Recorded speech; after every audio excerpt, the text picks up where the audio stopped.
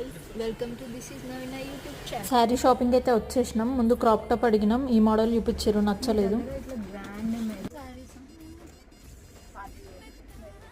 Maroon కదా 35 లో ఉంది ఒకటి. మీన్వెల్ మై హస్బెండ్ ఆన్ ఫోన్.